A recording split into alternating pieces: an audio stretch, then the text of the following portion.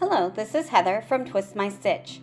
Thank you for joining me for this tutorial of the double crochet 2 together or the double crochet decrease. Be sure to check the description below for pattern links using this stitch. To work this decreasing stitch, first you'll yarn over, insert your hook into the next stitch, yarn over, pull up a loop, yarn over, pull through 2 loops, yarn over, insert into the next stitch, yarn over, pull up a loop, yarn over, pull through 2 loops, yarn over, and pull through all 3 loops on your hook.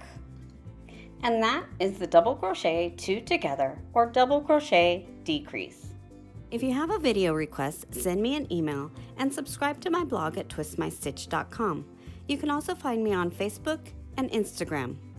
Please give this video a like, subscribe to my channel, and click on that bell to get notified of future videos.